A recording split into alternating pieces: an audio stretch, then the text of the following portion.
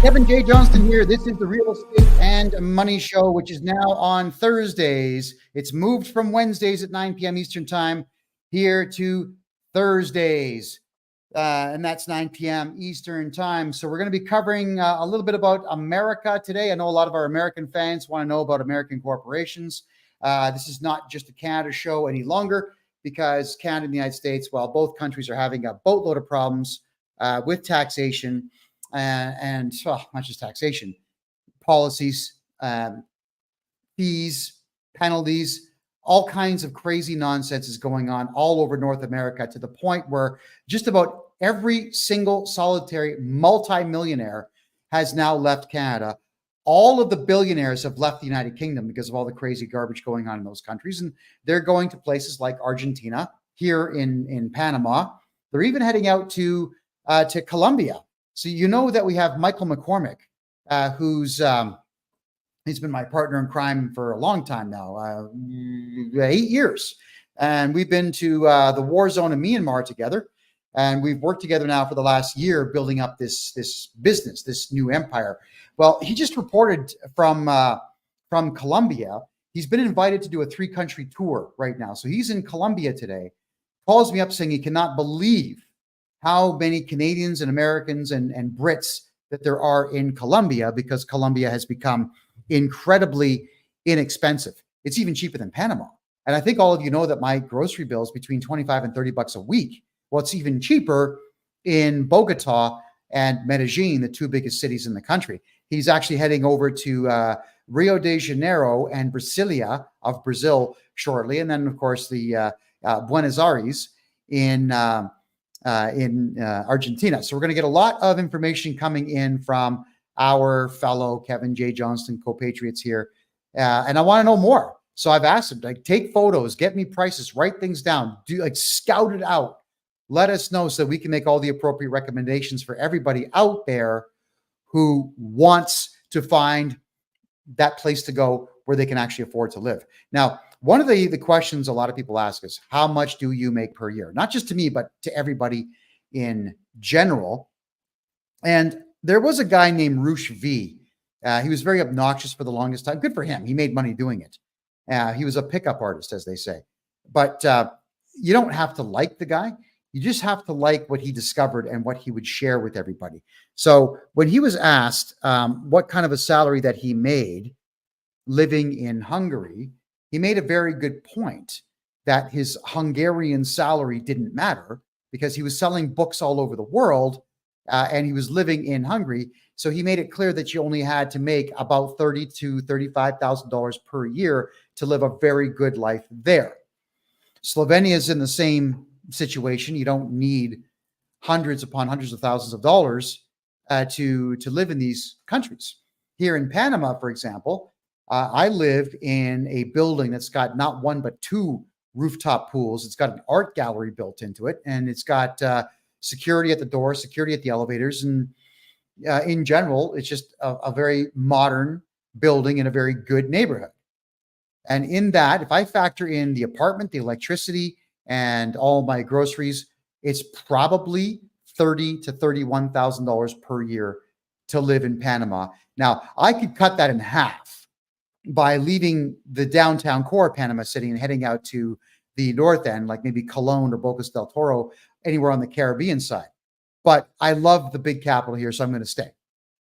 Now, factor in, compare that to Toronto, Montreal, Ottawa, New York, Los Angeles, Philadelphia, places like that where there's mountains of civil unrest in those cities. And property taxes are between $5,000 and $10,000 a year for humble and, let's be honest, garbage houses built by crappy tradesmen in areas that aren't that great. And on top of all that, the average Canadian is blowing 30 bucks a day for every 2 people that live in their household. And that's just on basic food. That's not all the necessities.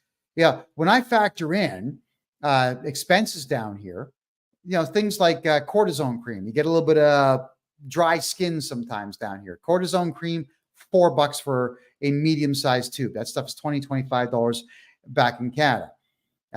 5.5 pound chickens are about $4 to $6 for the whole thing.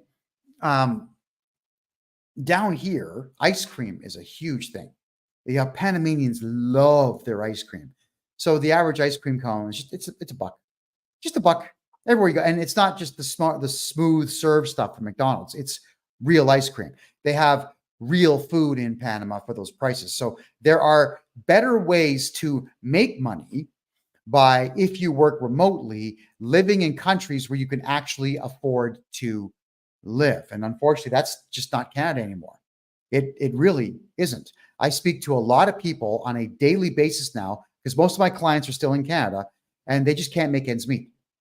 They just cannot make ends meet between income tax, between the provincial sales taxes, the gasoline taxes, the liquor taxes, the entertainment taxes now, the hotel taxes, the regional taxes, the carbon taxes. They just can't make it. And I'm thinking about all the taxes that I pay here in Panama, and it's zero. It's zero. I've been here 6 months, 6.5 months now, and I don't pay tax. I have a corporation down here, and the corporation is registered. It's got a bank account down here, but because all of my income comes in from Canada, United States, and a little bit from the United Kingdom, this is a tax haven country. It's a tax-free zone. The tax-free zone here allows me to have a corporation here, make money abroad, bring it here, declare it, and not pay tax on it. Paraguay, same thing. There are other tax havens out there. I haven't been to them yet, and I haven't been to Paraguay to tell you if it's a good place or a bad place. I really don't know. I will check it out for myself before I make any opinions or offer any suggestions to you. So tonight, everyone, I want to talk about corporations and why they are the most important thing on the planet. And for those who are asking political questions, everyone, the Thursday night show is about real estate, money, and taxes. So we don't actually do political stuff unless it's to do with those three things. So reserve your political questions for Tuesday's show at the same time, 9 p.m. Eastern time, please. And thank you. Well, not one, not two, not five, but a dozen clients this week of mine in Canada all sent me an email that came in from Bank of Montreal. Now, in Canada, we have federally chartered banks. The big five, we call them. Bank of Montreal, Toronto Dominion Bank that just got hit with a $3 billion fine in the United States. Scotia Bank. It used to be called the Bank of Nova Scotia. Now it's just Scotia Bank. They shortened it. There's HSBC, Hong Kong Bank, whatever the hell it is. And then there's Royal Bank. And the other one that could be considered big would be National Bank of Canada. They are federally chartered. So there are 6, but only 5 are considered monumentally large. Well, these large banks have no obligations to abide by anything that the Canada Revenue Agency says. Now, the Canada Revenue Agency, for our American fans, are just like the IRS, but far less power, like really far less power. I know this because I mess with these people every single day. I argue with these people politely until they're rude, and then I'm not really rude back, but I will bark at them in exactly the right way. Of course, I threaten them all the time. I threaten them with legal action. I threaten them with deportation. I threaten them with criminal charges. And if they really get on my nerves, I carry through. But the Canada Revenue Agency is going broke. For those who are not familiar with how Canada functions, Canada is a country. It's not a country. I'm sorry. It's a dominion posing as a country. Canada has 10 provinces. Each one, almost all of them actually, are bigger than Texas land-wise, with the exception of everything on the East Coast. And these provinces are independent countries. They have their own ability to charter banks. They have their own highway numbering systems. They have their own accounting systems. They have their own taxations systems. They've got their own hospitalization plans, their own education systems. Everything is independent. The only thing that really is federal in the 10 provinces of Canada is the one federal highway called the Trans-Canada, which sucks. It's a horrible piece of road. And the airports. The airports are run and policed by the local areas, but they are federally governed, which only makes sense. You don't want to have different laws for planes landing. So with these provinces being essentially independent countries, there is absolutely no cooperation whatsoever between them. So the federal government is supposed to step in and make sure all 10 of them play nice, which it doesn't do. The federal government just really dictates terms to them. And the provinces that are run by left-wing loonies are extremely liberal, just like Democrat states in the United States. They are going broke, very rapidly going broke. And because of the fact that you've got Quebec, which has Montreal and Quebec City, huge cities in comparison to most, the province of Ontario that has the capital of Ottawa, the provincial capital of Toronto, Niagara Falls, the steel capital of the country being Hamilton.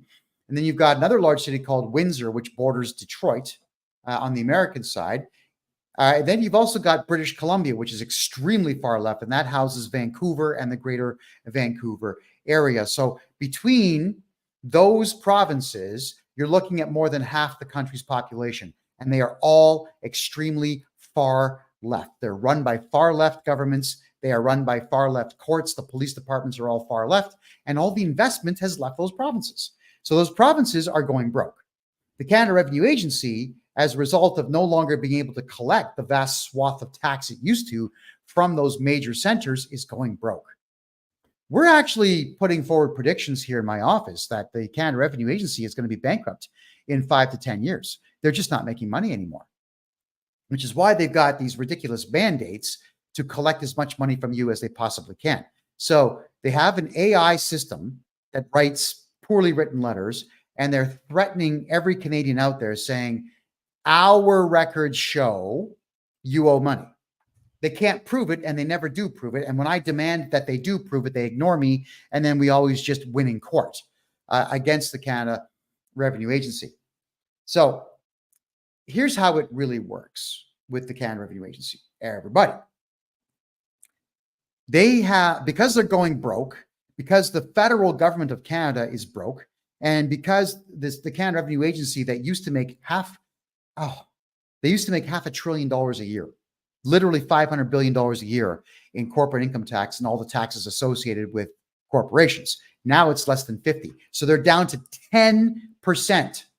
The whole country is down to 10% of what it used to make in federal corporate income tax and provincial income tax from corporations.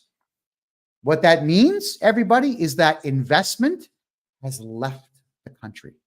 The wealthy have shut their businesses down and left the country and taken their money with them. Even Kevin O'Leary, Mr. Wonderful, the bald guy that was on Shark Tank and Dragon's Den, that guy, even he has left the country. He became a citizen of Ireland and a citizen of the United Arab Emirates, and he lives in Maine, the United States. He doesn't even live in Canada anymore. Anybody with a brain in their heads has moved all their money out of the country. But when you hear what I've got to say tonight, you'll know the dangers with the Canada Revenue Agency and keeping your money in Canada, but also how you can keep money in Canada completely safe. And that's what tonight's show is all about. But the reason I brought up this warning is I now have to show you something. You're not going to see it on TikTok, but you will see it here. Rumble, Facebook, DLive, YouTube, Twitch, Restream, all of them. Let me flip it up now. This came in from the Bank of Montreal. It's an absolutely ridiculous thing, but I'm going to read this now for everybody. This email is going out to hundreds of thousands of Canadians, by the way, everyone. From time to time, we review customer profiles to ensure we have complete and up-to-date information to meet our regulatory obligations. Upon a recent review of your banking profile, we have determined that we do not have a completed confirmation of your declaration of tax residency on file. So I'm going to just stop it there for a second. If you are a Canadian citizen, you do not have to prove to anyone inside of Canada that you are a Canadian citizen. You do not have to prove it to anyone, especially the banks. You just don't. So if you value privacy, which you should, you would not cooperate with this. And I'm going to explain how to not cooperate with this. Let me read further.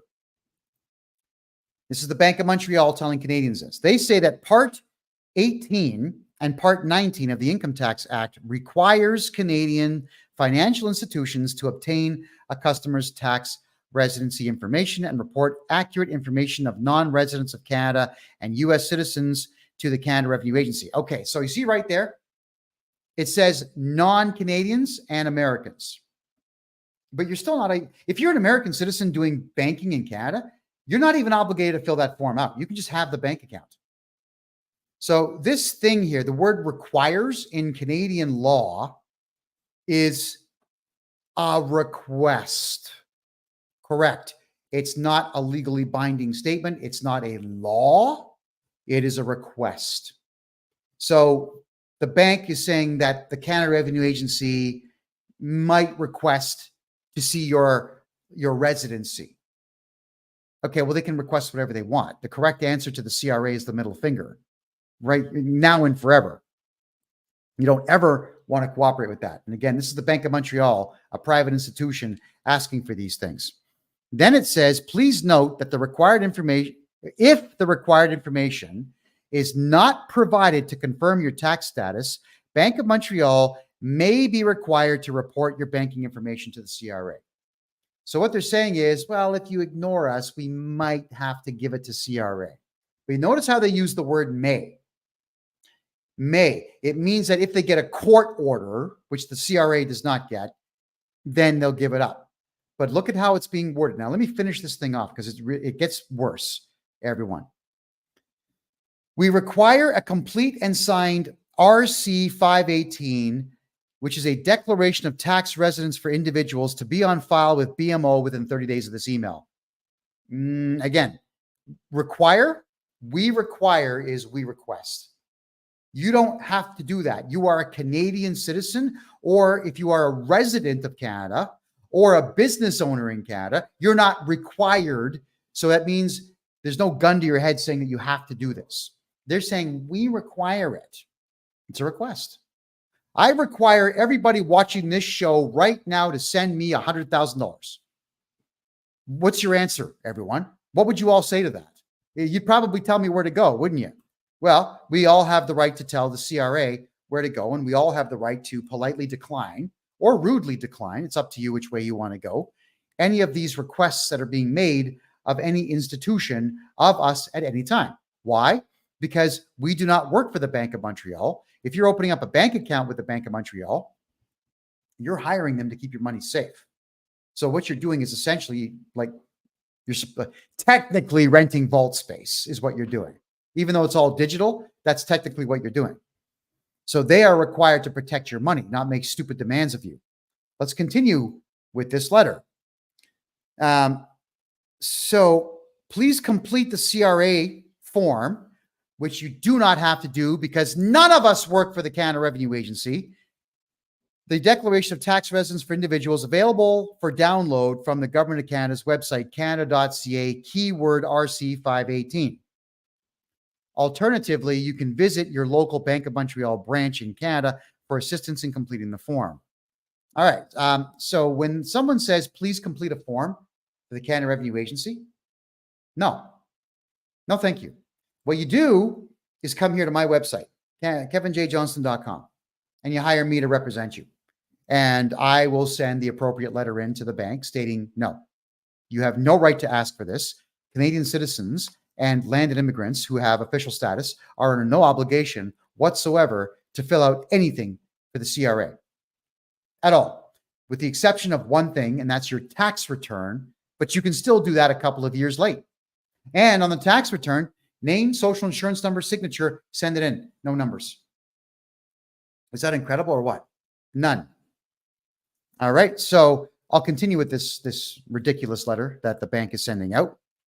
Sign and return the completed form within 30 days by visiting your local Bank of Montreal branch in Canada or by mailing it in.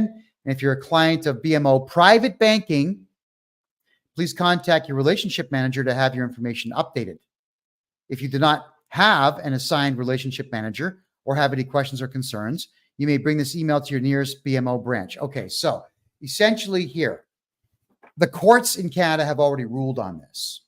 Nobody can give you two choices which end up being the same thing, not legally.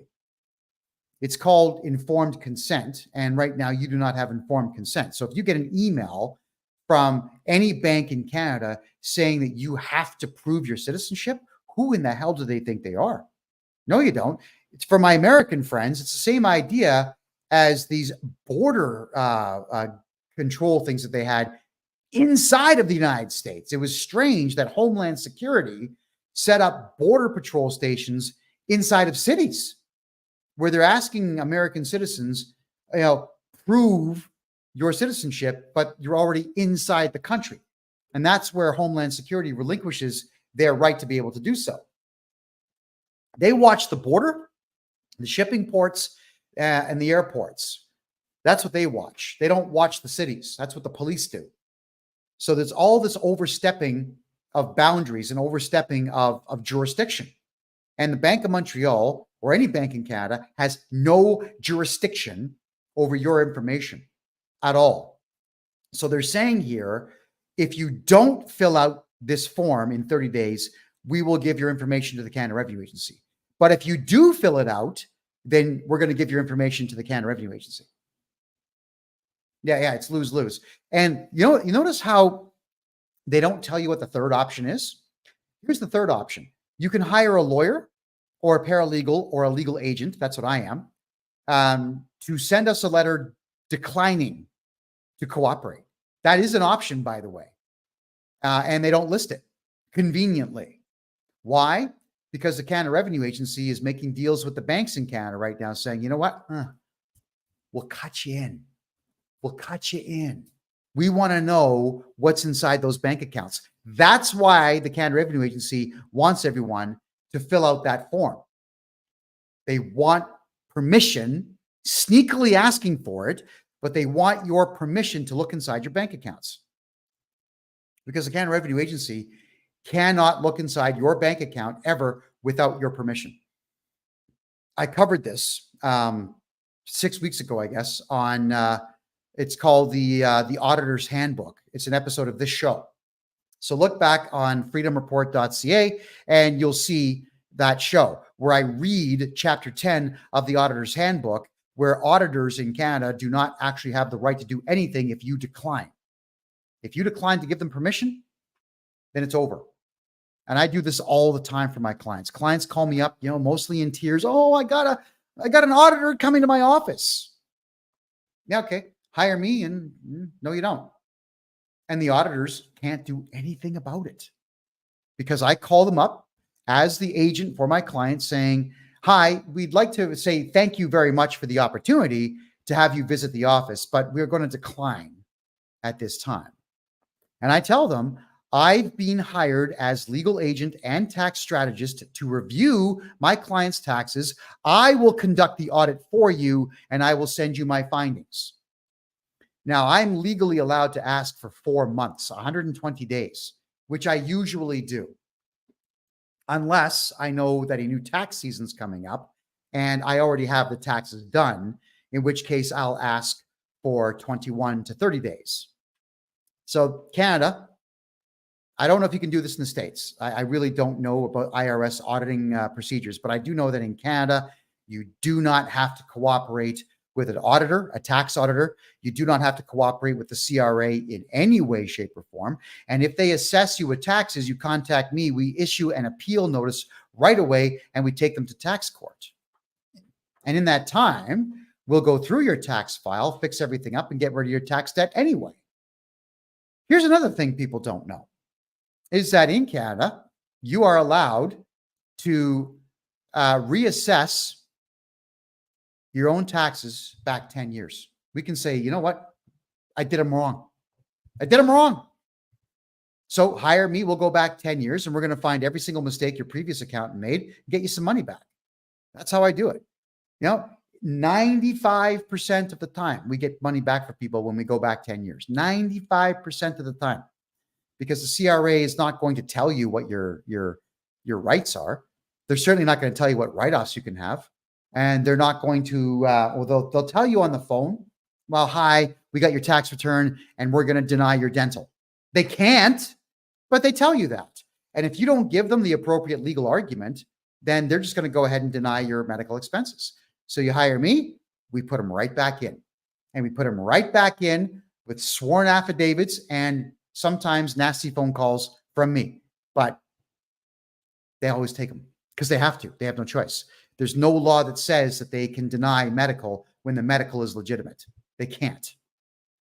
So Jojo asks, why would I ask for 120 days to get people's taxes done with an auditor or with the CRA if it only takes 20?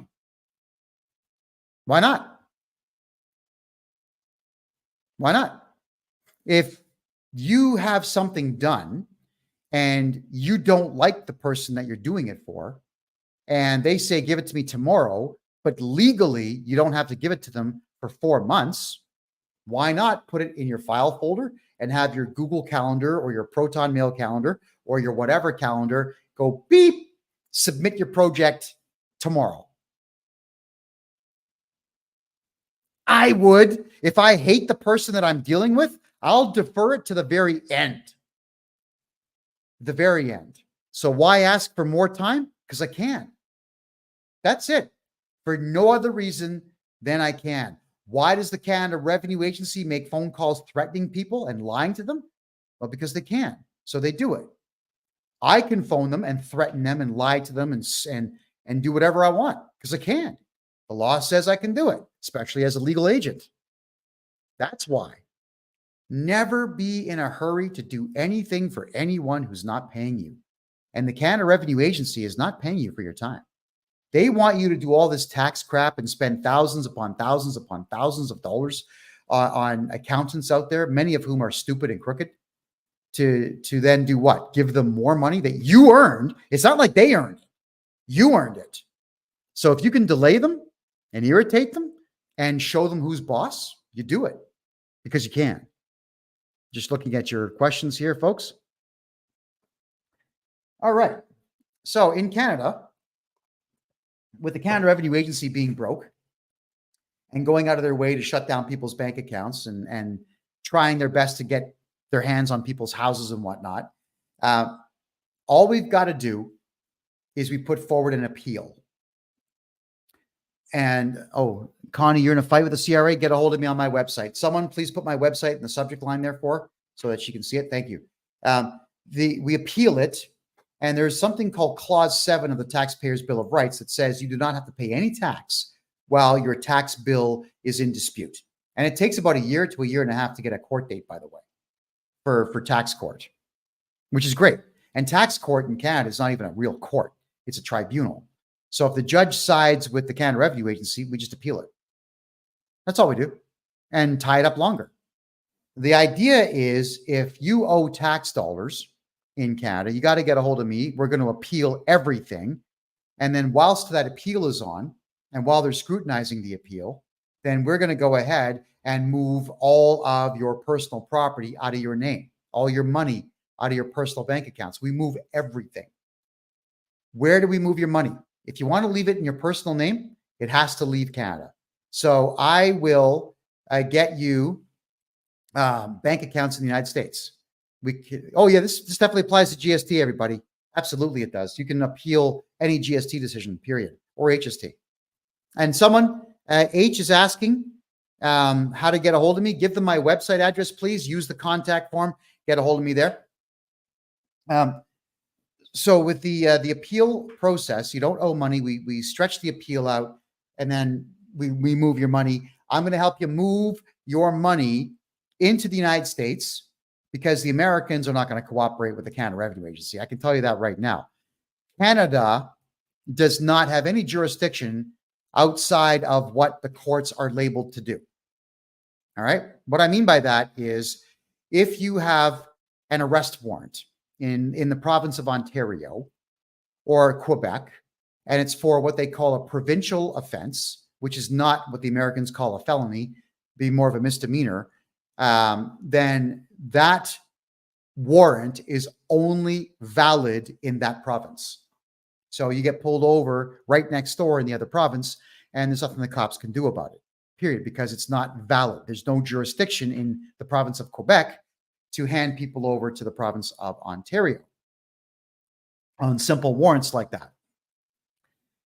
The federal tax court in Canada has no jurisdiction over anything to do with money in Canada, except for tax complaints and appeals that you bring forward. So if you got screwed by your municipality and you want to take it to tax court, you can't do it. You got to take that to a provincial court and sue the city.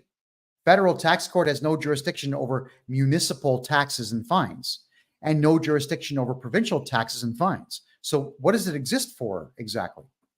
Well, it's to give the illusion that you have an actual court to protect you from the CRA. In reality, it's actually run by the Canada Revenue Agency. So in the cases where the Canada Revenue Agency does not show up for court, we win by default. In the cases where the CRA does show up and the judge just maybe doesn't like me, and I'm not popular with judges in Canada. I'm also not popular with the government in Canada because I tell the truth about them. And I remember, I cost Justin Trudeau over $100 million. That was me in 2017. I am so proud of that. I am so proud of that. So I'm not popular with the government, but that's okay. I don't have to be. I don't like them any more than they like me. So sometimes judges say, well, we're not going to let Mr. Johnston here represent you because he's not a licensed lawyer, which in Canada, you don't have to be. So we just appeal that decision and go back to court and keep appealing. And eventually we'll take it to the Supreme Court of Canada, which operates separately from the tax court in its entirety. So if the country of Canada makes a switch to a conservative government next year, it's not going to be fixed. It just might be a little more fair in the courts for conservatives. That's all that it is. So don't think for a second that when Trudeau leaves office next year, should Pierre Poilievre win as a conservative, that there's going to be this monumental fixing of the country. Canada's broke. It's done. The country has no money. Right? A population of 41 million, where 11 million are not working right now, and about 5 to 8 don't speak English, in a downswung economy that was deliberately destroyed by the federal government, there is no way to make money in Canada, even if a conservative government wins. So get that stupid idea out of your head. There's no political solution to Canada at all, which is why I'm saying, like, activists and freedom fighters and whatnot, quit. It's over. Be a little bit greedy now. Make some money. There's nothing wrong with making money. The rest of the world out there wants to become G20. Panama here will be G20 in less than 10 years. I can promise you that. There's money everywhere here. The new government here wants to do nothing but make money. Holy crap. People around the world want to make money. In Canada, people don't want to make money. They seem to be afraid of it. They absolutely seem to be terrified of making money.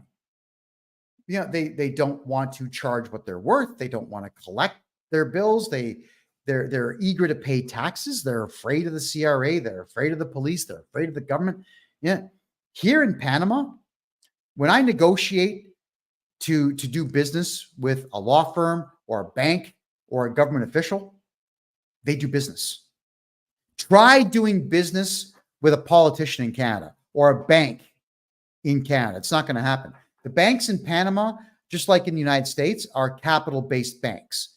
So you can raise capital in the banks and actually go out and open a business and make money.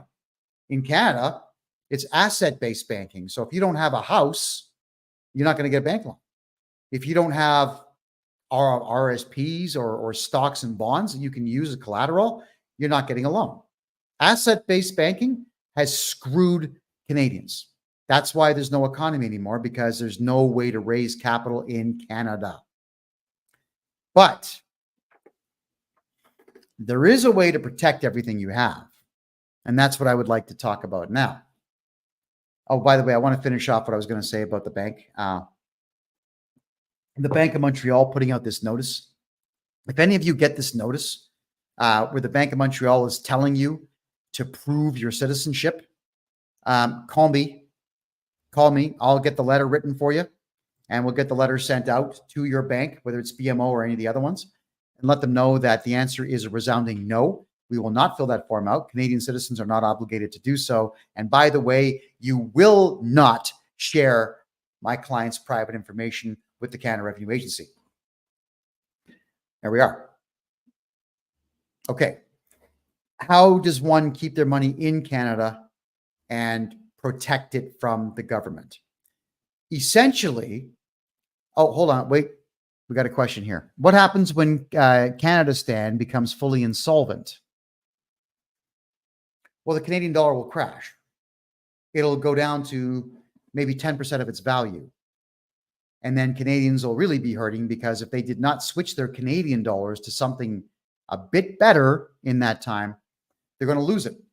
They'll lose their money. Now, I want to say to everybody here that the federal bank charter, the actual Bank Act, was going to expire in June of next year.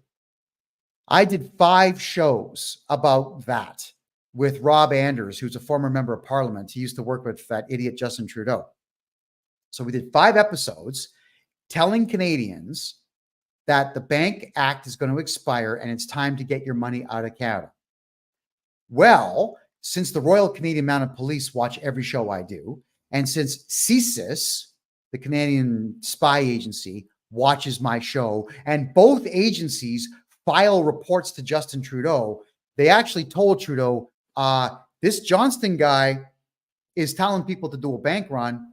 You might want to do something about this. So thanks to me and thanks to Rob Anders, we got you 2 extra years. So the Bank Act has got a 2-year extension added to it, which means the Canadian dollar right now is going to have value until June 30th of 2026. I'm sorry, 2027, my mistake. So you got 2.5 more years. What happens then? If there's a conservative government, maybe they'll extend it. If it's going to be Justin Trudeau pulling off some kind of cheat, then you can expect it to completely expire and the Canadian dollar to completely disappear. At that point, my recommendation, strongest recommendation for Canadians, if you're planning on staying in the country, you got to put all your money into property. If you're planning on leaving, you got to put all your money into Bitcoin. Is right now here in Panama, it runs on the US dollars. 2,600 US dollars costs 3,600 Canadian to buy. And it's going to get worse. So for Canadian money, I'm going to just put all of it into XRP and Bitcoin, maybe Ethereum, and do everything else out of the United States and Panama in US dollars and keep all that money here in Panama. In Canada, however, there is still a way to protect your money. If you think that you're going to stay in Canada for the next decade, I would advise against it. But here's how you protect yourself. And this is what I do for my clients all of the time. In Canadian law, there is something called personhood. Look it up for yourself. Just go to Black's Law Dictionary and look up person. Yeah, like a human being, like a person. It doesn't mean the same thing in law as it does in the regular dictionary. A person is essentially an entity with a 9-digit code that pays taxes into the Canadian tax system. The Americans call it a social security number. In Canada, it's called a social insurance number. And that social insurance number is the same thing that corporations have. Corporations, whether they are numbered or named, have a 9-digit social insurance number. Corporations are persons. Human beings are persons so long as you have that social insurance number. Which is why when women fought to become persons under the law, it was the stupidest thing in the world they could have done. You ladies didn't have social insurance numbers. You didn't have to pay tax. So if the women's suffrage movement never existed, women would never have ever paid a penny of tax because they wouldn't have had to by law. Being a person under Canadian law sucks, but registering a corporation, making a new person, doesn't suck. We will register a new corporation for you. I highly recommend You just get a numbered corporation. Something along the lines of 100098478892 Ontario Incorporated. That's actually going to be the name of the company. And that numbered corporation will have a 9-digit social insurance number attached to it. That's what it's going to pay taxes on. When we register that numbered corporation for you, we also get you the necessary GST number, or in the province of Ontario, the harmonized sales tax number, which is 13%, or in Alberta, just GST, just the goods and services tax, which is federal, or in, I think British Columbia is harmonized, but the other provinces have their own provincial sales tax as well. I always recommend one of two things. You register in the province of Ontario because the harmonized sales tax is easier to do for you. Or in Alberta, because in Alberta, you can bank with provincially chartered banks. I'm going to explain all that. The numbered corporation allows you to do business under any name you want. So when you register a corporation with me, I write your corporate bylaws for you, and the corporate bylaws will dictate. We do business as John's Garage, Jake's Garage, Steve's Auto Body, Rick's Auto Suspension Plant, whatever. You can have as many names as you want. And so long as those names are in your corporate bylaws and you update your bank with those corporate bylaws saying, here's our corporate bylaws, these are all the names that checks will get written to, the bank will say, okay, because they have to.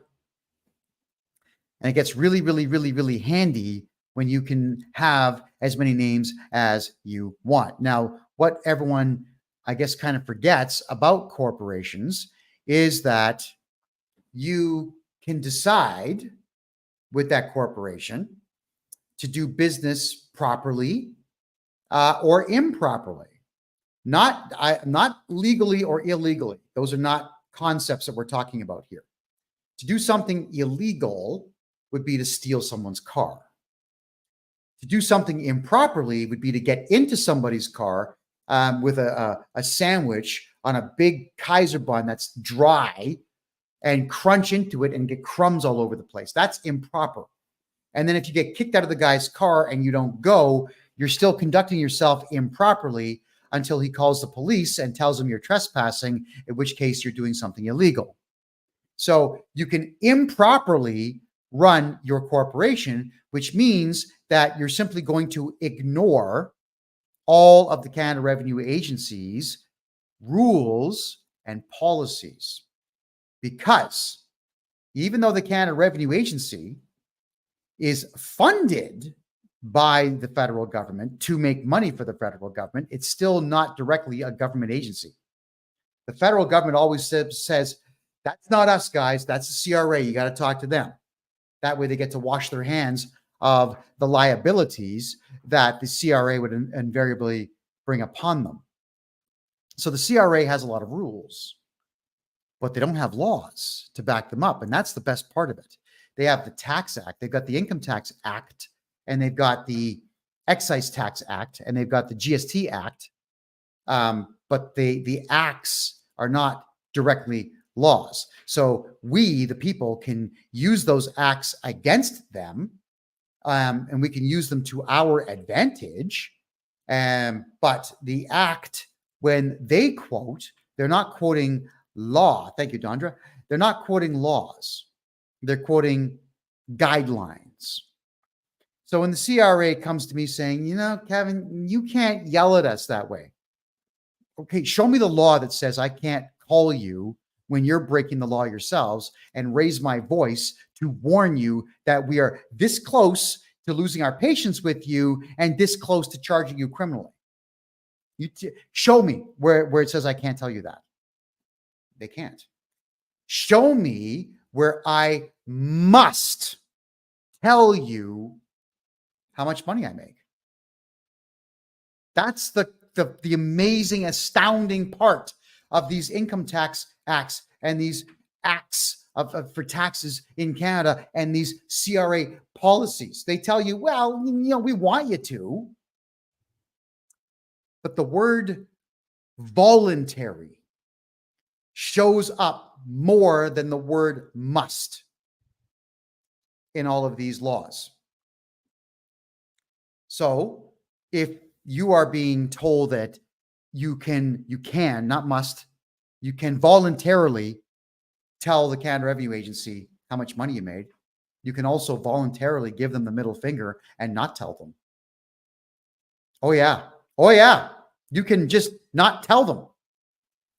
The Canadian tax return has no law. There are no laws that state that you must fill out any of the lines within it. You put your name and social insurance number at the top, or your person number at the top. And then you look at all these numbers where they say, tell us what you made in rent on a secondary house. Well, why would you tell them that you have a second house? None of their business. You know, they also have lines for things like the value of antiques that you've sold, or things that are considered collector items like collector cars.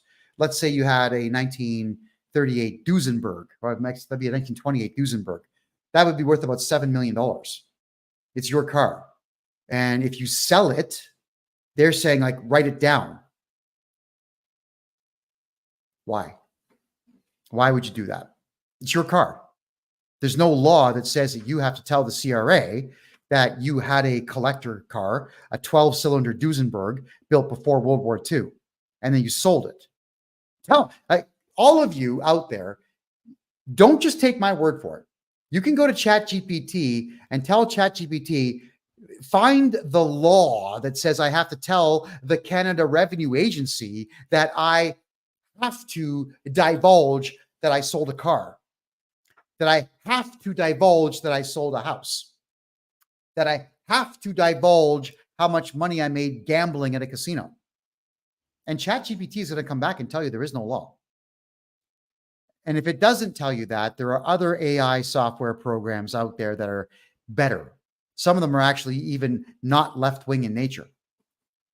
So there's nothing out there that says the CRA has to get these things from you. But why take the chance, right? If the CRA locks your bank account, I can get it unlocked. It takes a while. You could be out of your bank for 6 months to a year. It takes a while. I got to get the whole thing redone for you. All your taxes redone. I've got to object, possibly file criminal charges against the representative, sue them, file motions in the court. It is a lot of work. Why put yourself through all that nonsense? Get the numbered corporation from me. We get you your HST number, and then we get you go out and get a new bank account. After you do that, we're going to remove you as the director of your corporation. Yeah, you're going to become 100% shareholder. And the director will be whomever you and I in a private conversation determine will be the director. And in the corporate bylaws that we write for you, there will be no voting rights for that director. Only the shareholder can vote, which is you. So now you own everything. Sorry, you control everything, but you own nothing. Isn't that amazing or what? We then take that numbered corporation that you completely control and we put your home into it. We move your house into that corporation. We then go back to the bank and we can even sign an affidavit stating that that corporation that you've opened up, now that your house is in it, is a holding company only. It doesn't do business. Ergo, the tax returns will go back in with the word null on them. Null, holding company. A holding company is like giving birth to another human being that has no brain or nervous system, and you're acting as the brain and nervous system for them. But the liability is not on your shoulder. It's on the shoulder of this corporation that you control. I set this stuff up for people all the time. Then, if you're worried about your cash, okay, let's say, for example, you've got 5 or 6 personal bank accounts all over the country, and you owe the CRA 300 grand. First off, I'm going to get rid of that debt for you. But secondly, it's still your money. We open up a second numbered corporation for you, declare that one a holding company, open up another corporate bank account, and move all your money into that one. One corporation should own your house. One corporation should own your money. Another corporation, if you have extremely valuable vehicles, should own your vehicles. Yes, I know you'll pay a little bit more for car insurance and boat insurance and truck insurance. Nothing should be in your name. Do you know where that is really useful?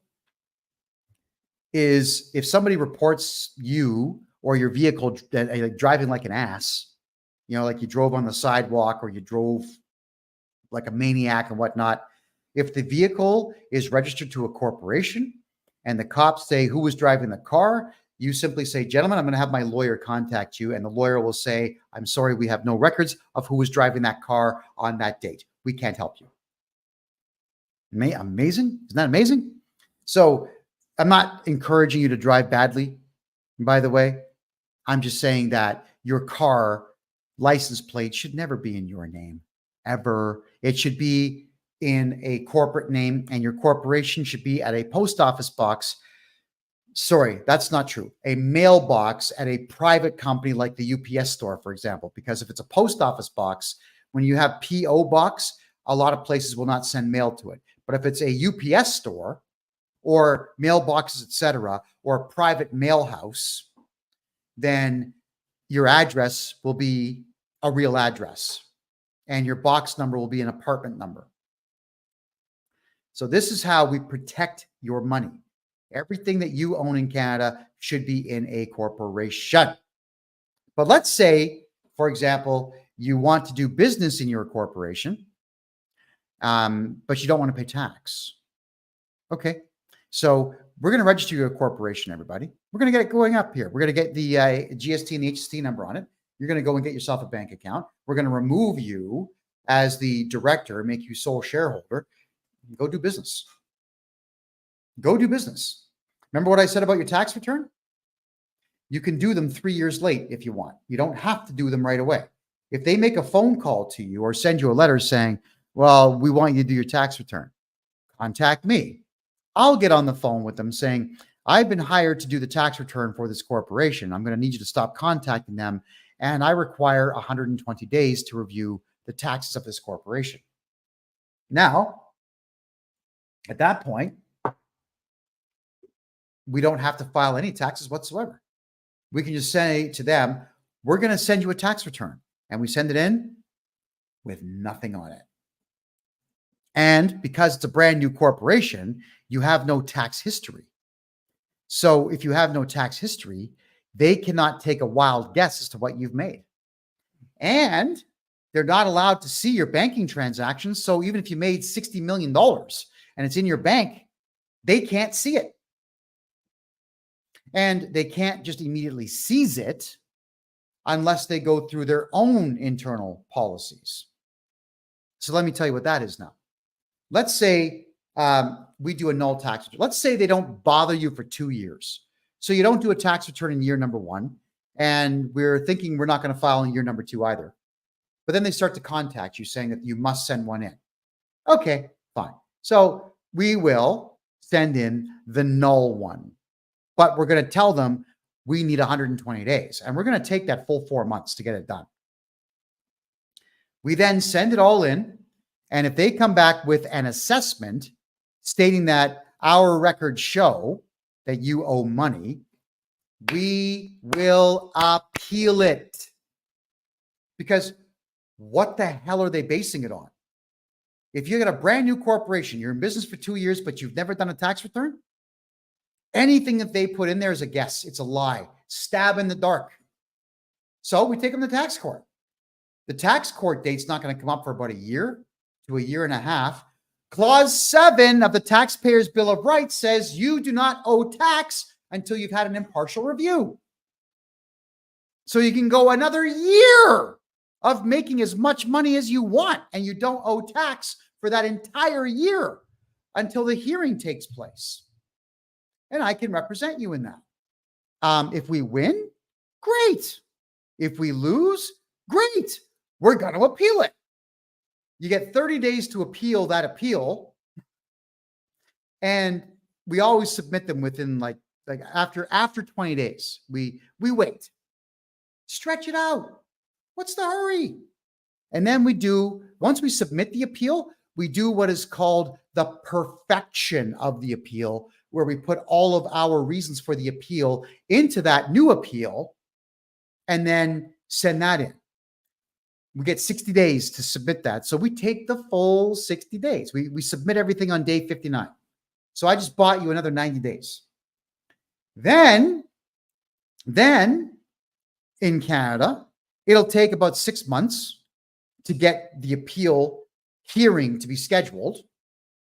And then we go and we present saying to 3 judges saying, here's all the errors in law the judge made. Ergo, we would like our appeal to go through, and all we're asking for is for everything the judge decided to be struck and that we don't owe any tax. And they're going to look at it saying, yeah, he did make mistakes in law. We're going to have to grant this appeal. Okay, now, here is what really happens with the CRA. Let's say in tax court, the judge says, no, I'm going to side with the Canada Revenue Agency on this. The Canada Revenue Agency can only do one thing. Only one thing. This is going to blow your mind. They can just send you another assessment. That's it. Do you know why? Because even on the federal tax court's website, they tell you right there, we have no jurisdiction to hand out monetary penalties to anyone on behalf of anyone. Translation: they can't give the CRA your money, and they can't give you the CRA's money. They can only say yes appeal, no appeal. That's all they can do. So when the CRA sends you in the assessment on the lost appeal, then we appeal that too. So now you've got 2 appeals on the same tax debt. By that time, you've sold me your corporation. You no longer even own the friggin' thing. All right? How's that sound? And you're into a new corporation at that point. That is what I do for people. We just use the stupid court system and all their stupid rules against them. This is not free man on the land stuff. All right? This is not sovereign citizen stuff. I don't do that crap because it doesn't work. This is the law. They wrote the laws. I didn't. We're just abiding by them to our advantage, which we are absolutely allowed to do. All right. So that is why we do the corporation thing in Canada, because you'll never have to pay a tax debt again. We're going to appeal everything the CRA says. Everything. And because they don't have the right to look inside your bank account, they don't have the right to go to your property without permission, they don't have the right to walk into your office or talk to any of your staff, they don't have the right to do any of these things if we tell them, stay away. But you have to contact me, and you got to get me to issue the no trespass notices to these people and threaten them with prison time if they do go to your property. Once we cancel the audit, that's it. There's no audit. There we are. So someone's asking me, what about a personal business, a small personal? If you're talking about sole proprietorships, everybody, don't ever open one of those. All right? Just don't.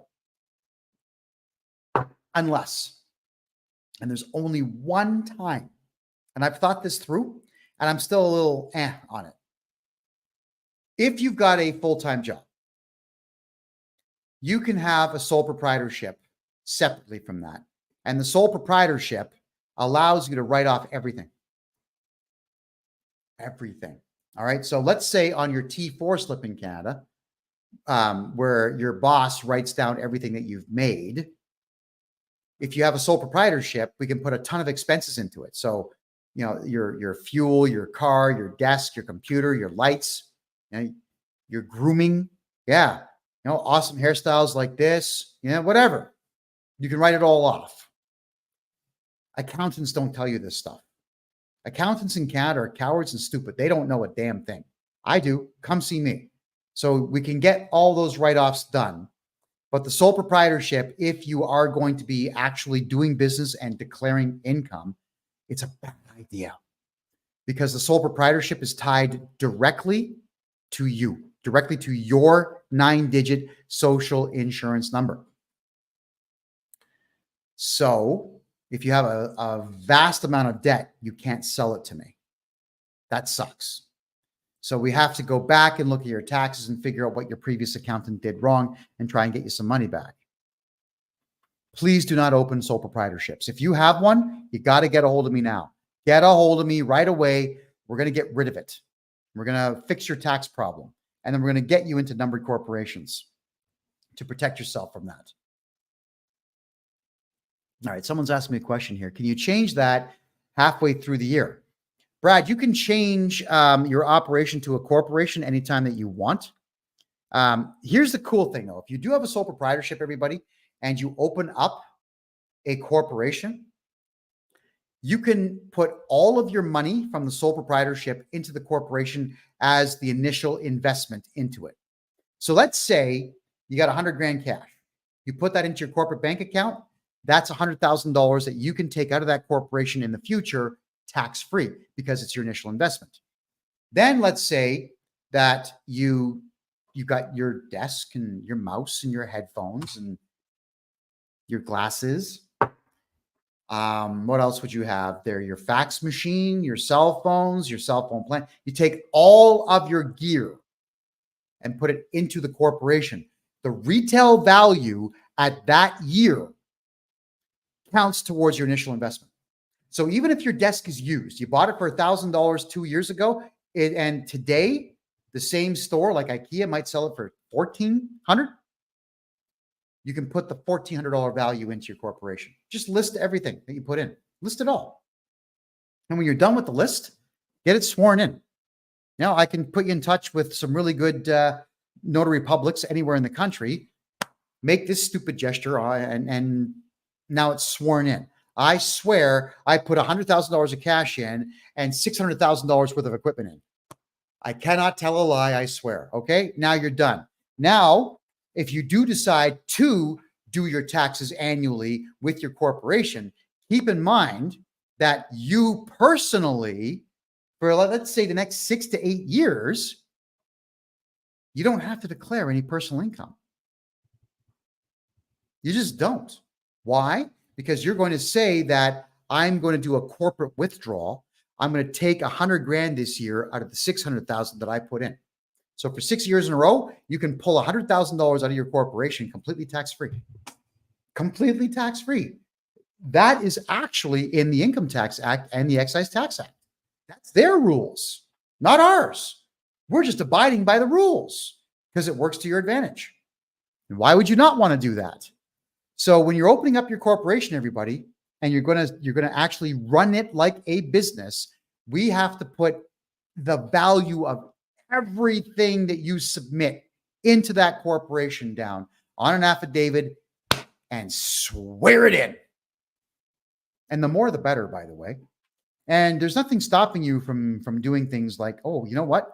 I'm going to put my PlayStation 5 into it and all the games for it and my Xbox and my television set and my gaming chair and all the other stuff that wastes my time. Oh, wait a minute.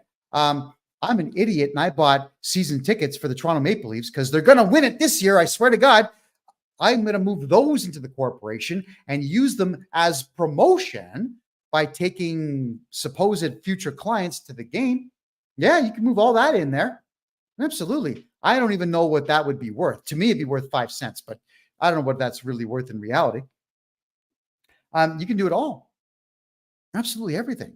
You can say, you know, this old couch from 1977, I'm now going to take that and put it into my company. Get the full retail value of a new couch. Congratulations. That value you can take out tax-free in the future. That's, of course, if you do decide you want to declare taxes and whatnot. All right. So always factor in that you have so much that you can do to just not pay tax, because these rules actually work in our favor. And if it works in your favor, do it. If it doesn't work in your favor, don't do it. What? Don't do it. Stop talking about what you make. Stop talking about what you have. God, like, just stop it. All right.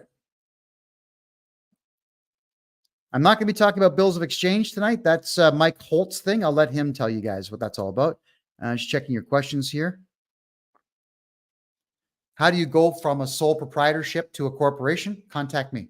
Get a hold of me, and I'll take care of it all. That's what I do. You can do it yourself, but if you don't do it right, then there's no benefit to it. You got to do it right. And I've got this sequence right down pat to get it done for you, smooth. I want everyone to. I don't want anyone paying taxes anymore. It's pointless. Hey, what are your tax dollars going into? Let's break down Canada for a second here. Your tax dollars are going to Justin Trudeau's government for the most part. He's been in office for how long? 8 years, 9 years now? He hasn't built any new highways, new shipping ports, new airports. He hasn't fixed Edmonton Airport at all. That one's a dump. It should be blown up. He hasn't fixed any of the congestion problems anywhere in the country. He has not nationalized the highway system of the country and put national funding into it. Our national railway sucks. There's no standardization of education anywhere in the country, and we're not getting educated anymore in Canada. It's all just indoctrination into far left-wing policies, which is ridiculous. So your tax dollars are going to the following countries: Ghana, Lesotho, South Africa, Sudan, South Sudan, Eritrea, Ethiopia, the Ukraine, Israel, Saudi Arabia. It's going into all of these countries so that human beings can kill each other. Yeah, that's why it's going to these countries. I guess we can call it population control if you want, but that's exactly what's going on. Your money is going into murder, mass murder on a global scale. I don't want any of you contributing to that. So let's use these laws to our own advantage in Canada. Open up corporations. Your personal money goes into a corporation. Your house goes into a corporation. Your car goes into a corporation. Now, here is where it gets crazy for people, all right? And sometimes I just pull my face down because I've heard it so many times. And I'm going to keep, this is what I do for a living, so I'm going to hear it every day. But if you put your house into a numbered corporation and you sell the house, everyone says, but what about capital gains? Remember what I told you about reporting taxes for your corporation 2, 3, 4 years late? And then you can, because you're not going to be director, you could dissolve the corporation. I'll dissolve it for you. Just give me a call, I'll get it dissolved. You could sell it to me. I'll buy it off you and take your debt away. Yeah. You could just simply do your tax return and not report the sale of the house, because that's none of the CRA's business. That's voluntary information. Remember what I said about voluntary versus the word must? The word must is not in the CRA policy book. You don't must do something. You can voluntarily tell them. Why would you do that? But if you're going to a regular accountant, they're going to say, no, I don't want to lose my license. No, you have to report it. Right? So that means the accountant that you're hiring probably works for the CRA. If they say these things, they're not on your side. They most certainly don't work for you. So make sure I'm your tax expert, and you're never going to pay any of these taxes again. Andrew asks a good question here. Is it voluntary to pay a speeding ticket? The problem in Canada is the provinces all went to what's called the administrative penalty system. And unfortunately, you're guilty until proven innocent with that system, mostly to do with parking tickets and municipal fines and speeding tickets and whatnot. No, you got to fight those in court. You have to fight them in court, because what they will do is they'll utilize policy within the Highway Traffic Act to suspend your license. This is why, let's just say for argument's sake, you have your vehicle and the license plate registered to a corporation. There are toll roads and highway where they snap a photograph of your plate and mail you the invoice. And if you don't pay it, then they'll suspend the renewal of the driver's, the plate. How do you get around that? You register another numbered corporation and you sell the vehicle to the other numbered corporation, get a new plate. Take that plate and toss it, and let the 407 take you to court for it. which they won't because they never win those cases. So they won't take you to court. And then 2 years later, when the plate renews, sell it back to the other corporation, get a new plate. So long as you're getting new plates every single time, you can escape photo radar tickets, or you can escape photo toll tickets. But speeding tickets on your driver's license, no, fight all of that in court. You have to fight that in court. So H, I'm not sure I understand your question here. You're saying, what if you have a hypothec? I don't know what a hypothec is. If you could maybe clarify, let me know on that, please. Yeah, Andrew, anything on your personal name, fight in court. Everything else, please do it through corporations, because all of these, all the provinces and states are eventually just going to have photo radar tickets everywhere. And if you heard what Ford said that they were going to cooperate with the Royal Canadian Mounted Police and report to the local detachment if you're speeding. Could you imagine buying a truck that reports when you speed to the cops? Yeah, I think that should be the final nail in the coffin for Ford, don't you? This is also why I'm suggesting to everybody, buy cars from 1999 backwards. Buy old cars, fix them, replace the engines and transmissions if you have to, but please stay away from this modern crap. If the car you want to buy has a GPS within it, please don't buy it. Or I guess hire the hacker or whatnot that you know to remove it, because it's nobody's business where you're going. Okay. All the cars that I owned or have owned in like the last 20 years, they've been at least 20 years old. I have a car right now that's in public storage, which is 36 years old. I'm going to have it all wrapped up and shipped here to Panama and drive it here. Yeah. Why would I want to have that thing in my own personal name? And why would I want to own a vehicle that snitches on me? Do not allow anything that you have to snitch on you. Period. Let's get back to corporations here. In Panama here, you can do the following in Canada. You can open up a provincial corporation in Canada or federal, your call.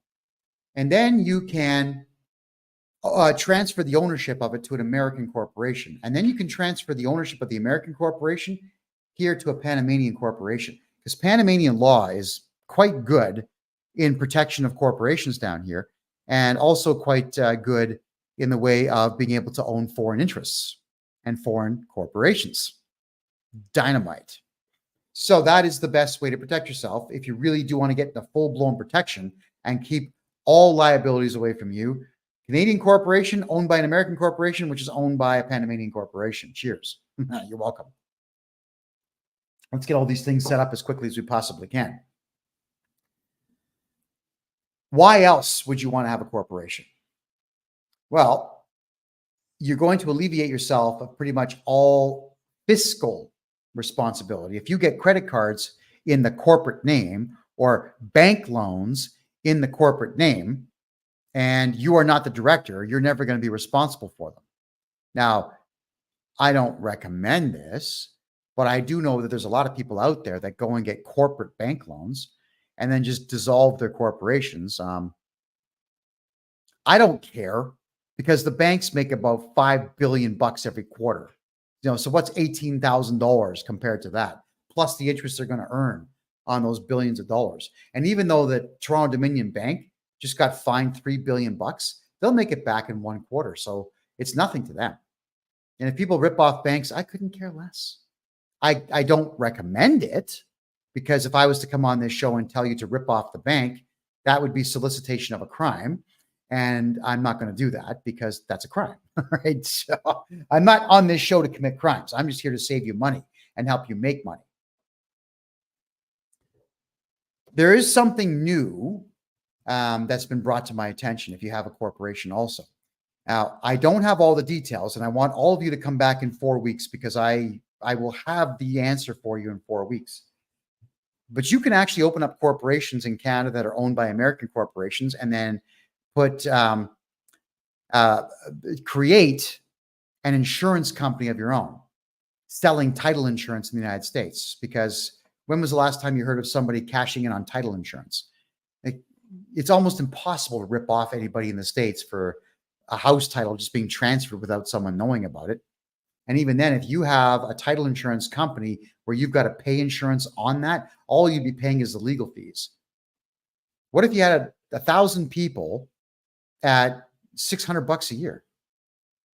600 grand a year, US, coming in the door selling insurance that people are never going to cash in on. Like, insurance is the biggest scam going, but it's a legal scam. It's completely legal.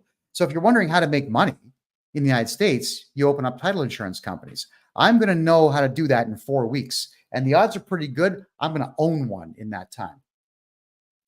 And I'll teach y'all how to do it.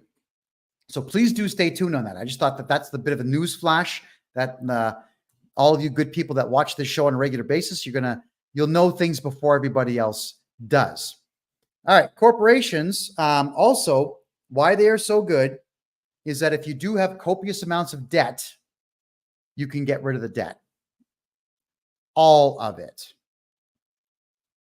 So, here's what I do. My biggest moneymaker right now is clearing out people's corporate debt. This is why I'm saying never do business under your own name and never do business as a sole proprietorship, because you can't sell me your debt. I can help you reduce it, but you can't sell it to me. But let's say you screwed up, or because of the COVID fiasco, let's say that you lost all your clients and you have no more income, but you still had to pay all your bills. So you've got massive amounts of debt. Let's say it's to the tune of $1 million. In Canada, it could be a combination of a CEBA loan. It could be income tax, corporate income tax, payroll tax, HST, GST. It could be repayable loans, penalties on all the debts, interest on all the debts, a couple of corporate credit cards and whatnot. You know that you're never going to be able to pay $1 million. Who do you know that makes $1 million a year to pay that debt off? I don't know anyone right now who's a small business who has $1 million just to blow because the CRA says so. So what you would do is you enter into negotiations with me, because I'm going to buy that corporation from you, and I'm going to take all of your debt away. All of it. We do what is called a due diligence search. I want to make sure that your corporation exists, that you are the owner. I got to find out the dates and the times and whatnot the corporation was registered. I need to know all of your debt. You got to list everything for me. And in that due diligence report, I'm also wanting to know if there's any open Royal Canadian Mounted Police investigations on your corporate, not you, I don't care about that, but on your corporation. Because if your corporation's under police investigation, I can't buy it. I can't. And I'm not going to circumvent anything like that. I'm not going to call the RCMP and say, hey guys, guess what? Because I can't stand those idiots. But I have to tell you, sorry, can't do it. It's never happened. But we have to search for it. We're also going to make sure that we know that you don't have any assets. Oh, sorry, guys, I'm exhausted. Like, assets attached to that corporation, because if you do, I'm going to get you to move them out, because I don't want your assets. I just want your debt. And that is what I will do, is I will take all of it away. When the due diligence report comes in and we sign the final contract, congratulations to me. I'm now director, CFO, CEO, and 100% shareholder. And that's both Canada and the United States. That's right. So if you have IRS debt, state tax debt, all the penalties, loans, credit cards, whatever it is, I can take your American debt away from you as well, so long as it's corporate. Remember, I cannot buy sole proprietorship debt. I cannot buy personal debt, but I can buy your corporation from you legally. Take it all away. And I highly recommend that each and every one of you out there who has a corporation and the corporation's not making money, it's starting to lose money, it has tax debt, you got to get a hold of me right away, because I want it. Debt is a commodity if you know how to use it. Now, if you've ever wondered why there's people out there that seemingly get rich and richer every single week? It's because they just know things about the currency system, the full monetary system, the banking system, and interest rates that you don't know. Knowledge is power. And I don't think anybody watching this show would have absolutely any idea whatsoever why a handsome dog like me would want to buy your debt and hold on to it as a commodity, not an asset, but a commodity. I could explain it to you, but I don't think that's really all that important. What you need to know is that I'm going to take it from you. I'm going to sell it to someone else. Someone else is going to pick up that debt and write that debt off. And yeah, I do make money on it. It's not like I'm doing it free. It's not a free service. It's not like a free shoe shine in the hopes that you're going to come back and get your shoe shine next week. It's not how it is. I do make money on this. You walk away from debt. I make money. My lawyer makes a bit of money. The notary publics make a little bit of money. The people that I sell it to, they make money because they get to write off your debt. The CRA and the IRS lose.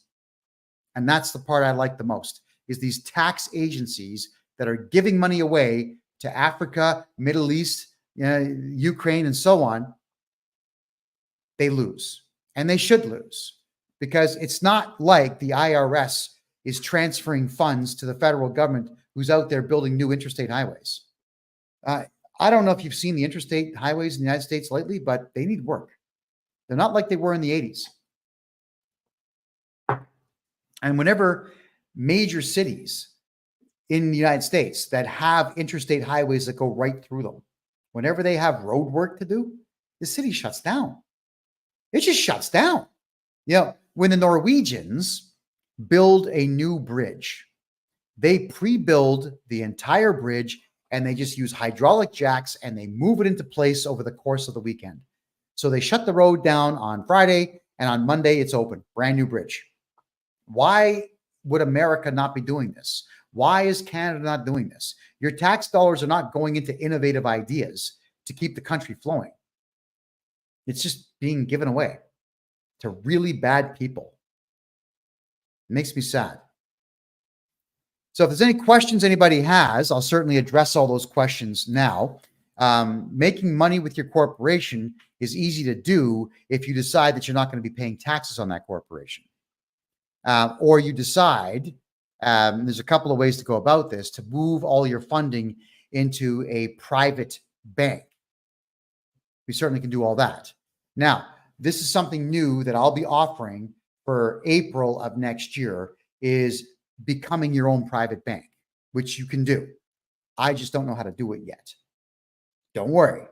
I will get there, and we can start to get all of you to move your funds into private funds where you cannot be taxed on it. We're getting there. But under the corporation, if you do everything I just told you to do with the corporation, then you're not going to pay tax. Contact me, kevinjjohnston.com. Get yourself a consultation. I'll get your corporations open. We'll get your GST and HST numbers opened up, and we will get your properties moved, get your money moved, get your money here in Panama if you want to hear. We'll do all this stuff for you. That is what I do. I move money away from the Canadian government and the IRS. Questions here. Terry's asking when it's all going to be over. Well, if you mean this show, at the top of the hour. I'm not too sure what you're referring to there.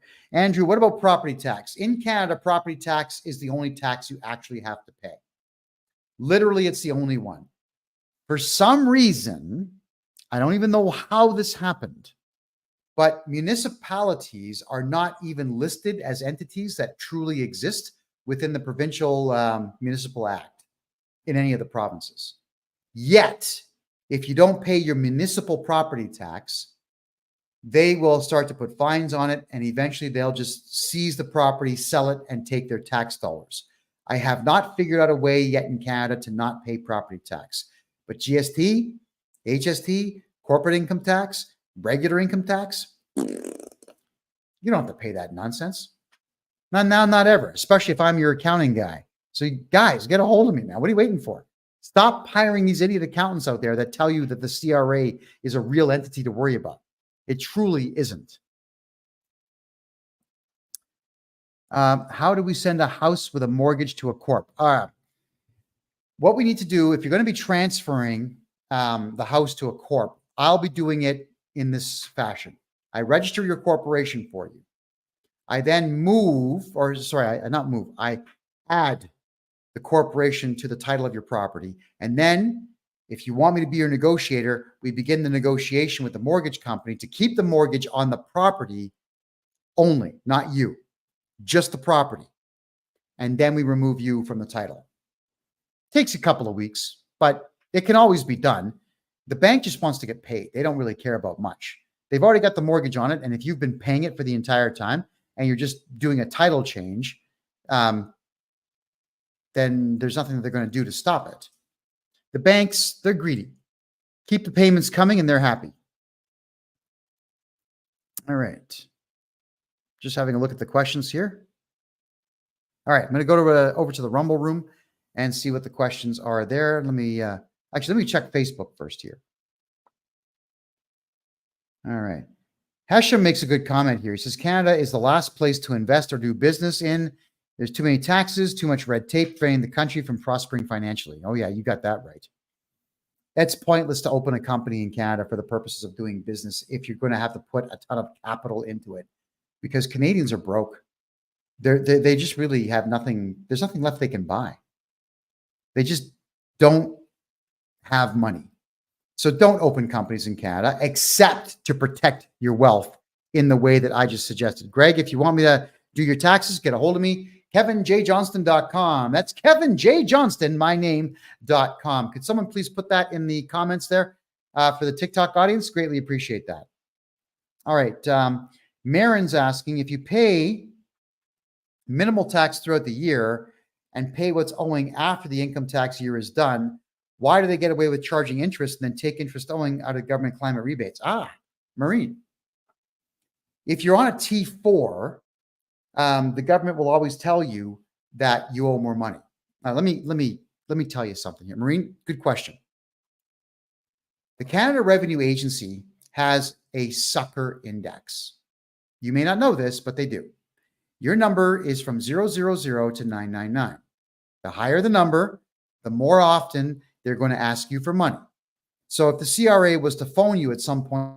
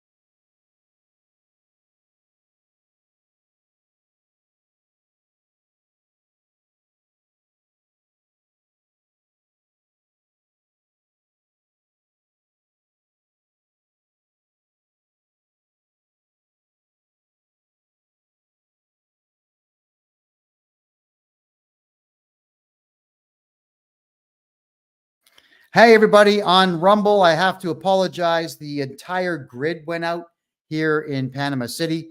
That's the second time today that it went out. Here I am. We're back. So I have to most humbly apologize to everybody, but wasn't me. And you know what it was earlier today? Somebody crashed their car into one of the power boxes outside, and the power box actually just lit up. So the fire department had a hell of a time putting that out. That was a complete grid power failure. I know, because right now I'm on the 11th floor of this building with a perfect view of every building between here and the Panama Canal.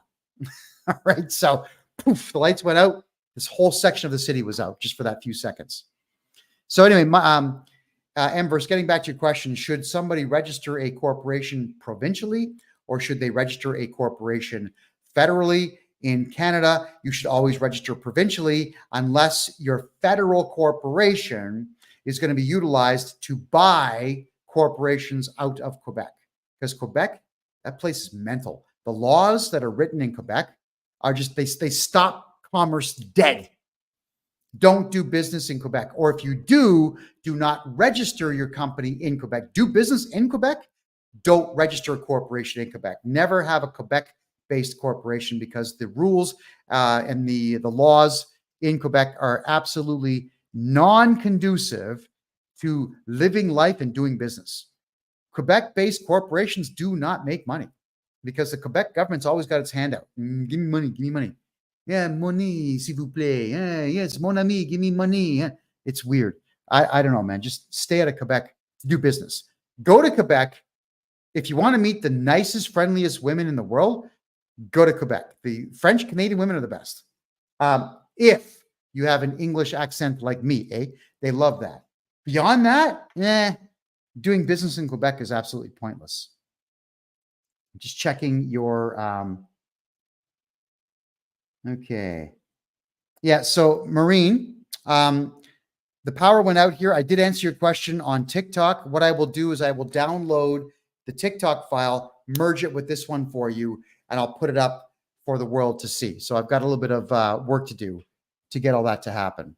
All right, let's go back to the Rumble room now and check out your questions. And again, we had a power failure there, so it was a little annoying. All right. So just checking out to see what we're asking here. Did Trump go bankrupt? Twice in life, Trump went bankrupt, but that's got nothing to do with this conversation. Okay. Okay. That's it for the questions there. So I wanted to reflect on just a few more things in reference to having corporations in Canada. So long as you're brave, and so long as you can accept a couple of simple truths, like the Canada Revenue Agency is not the American IRS. The Canada Revenue Agency has no authority and no laws to back it up. No laws in Canada tell the CRA that they can take anything from you. If you remember that, you're going to be great. If you can remember that the CRA, even though there are more employees in the Canada Revenue Agency than in the Canadian military, they still don't have any authority. So don't do what they say. Don't panic when they call. Please don't do any of that. If you can accept the fact that the Canada Revenue Agency only knows what you tell them, they have no investigative bodies whatsoever, and the only time that they can really find anything out about you is if you cooperate with them or you cooperate with an audit. And I got to encourage all of you, never cooperate with an audit. Call me. I'll get rid of them. In one phone call, the CRA audit is over. Now, in the United States, I can't offer the same services yet, but in the United States, I can buy your corporation from you and alleviate you of any and all debts that you would have.